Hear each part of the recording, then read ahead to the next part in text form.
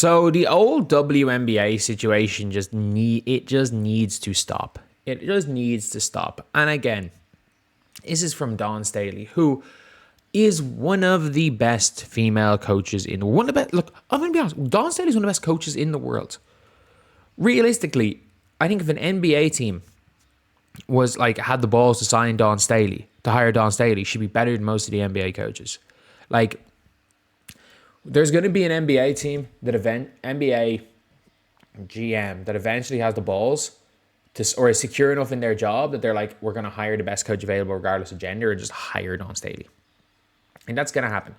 But I got to be real here. This is just not right. If you're wondering why I have Dawn Staley blocked, it was because basically when she followed Antonio Brown, when he posted leaked images of Caitlin Clark and was like, basically just posting sexual stuff about Caitlin Clark, somebody responded to Dawn Staley and was like, you still follow, and you're refusing to unfollow Antonio Brown. And she doubled down. Was like, I'm not unfollowing. You can't change anything. I'm like, man, just be a decent person.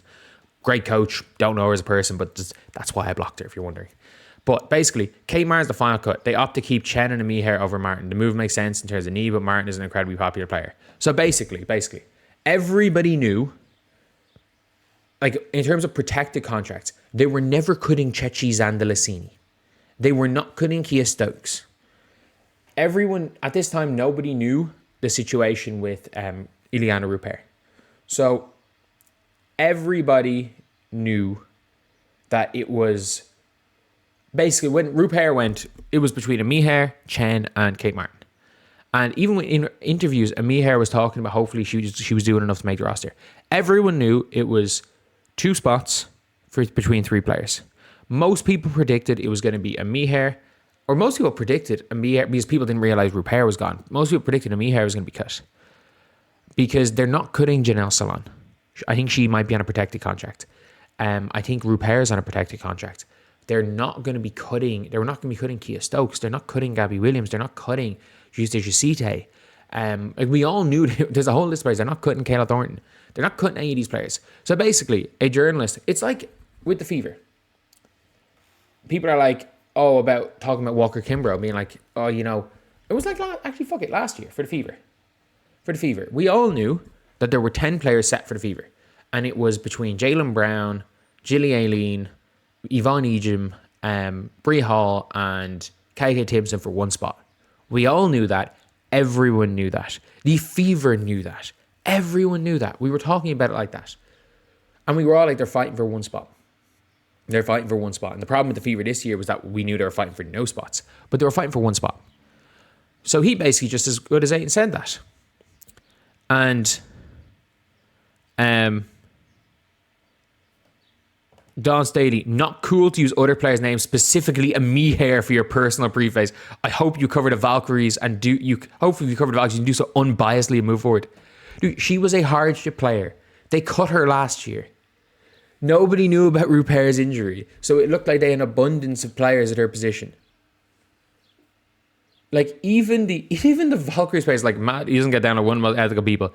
She's saying he could have did with the majority new outlets, which is imply Martin got waived. Instead, he wanted these other players to add a little bit of hidden subject. No, this is sports.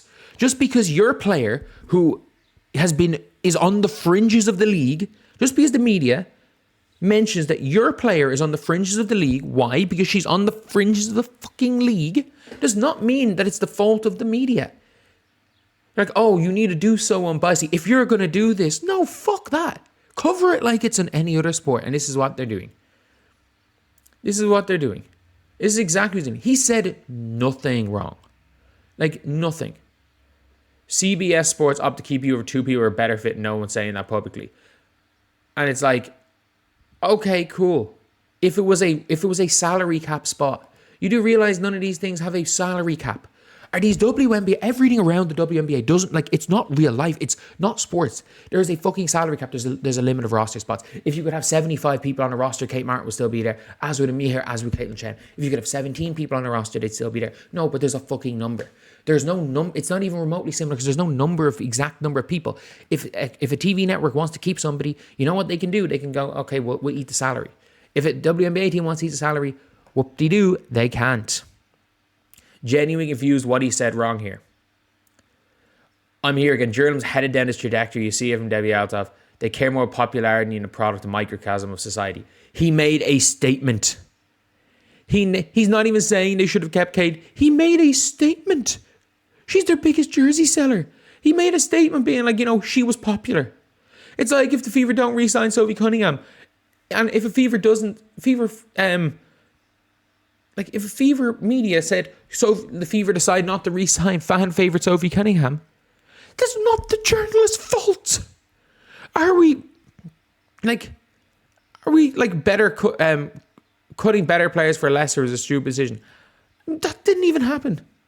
Why were 2 names singled out? Because the rest are guarantees.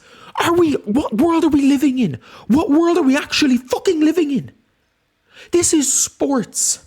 It's literally like saying, can you imagine if, let's just say again in a sport, they never played on the same team. Or let's just go in an all-time team.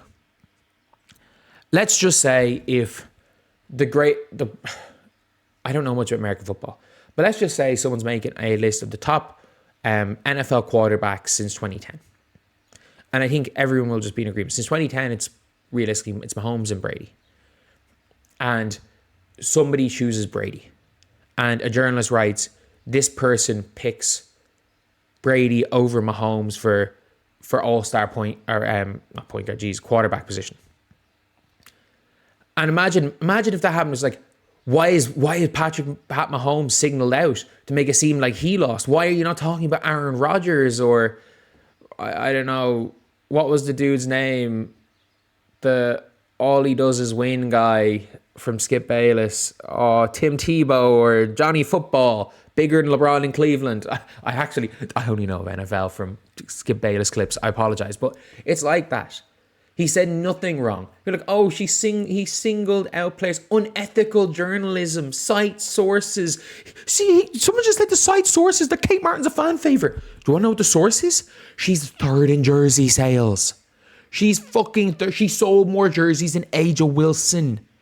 What are we doing? What is this world? What the fuck is going on? What is going on? What world do we live in that we cannot mention the fact that player X got chosen over player Y? It's like, I don't know, saying the Dallas Wings chose Azzi Fudd over Olivia Miles and Awa Pham and complaining, why did you not, let's put Lauren Betts in that, and saying, what are you talking about? Why did you, imagine Oklahoma fans being like, why did you not mention Peyton Verhulst and Reagan Beers? It's unfair to them. Like, what the fuck are we doing? Genuinely, what are we doing? And oh my God, and it's scary that like people that think like this have as much power as they fucking do in a Dawn Staley, who, again, unbelievable coach, deserves twice what she's being paid. But holy shit, this is dumb.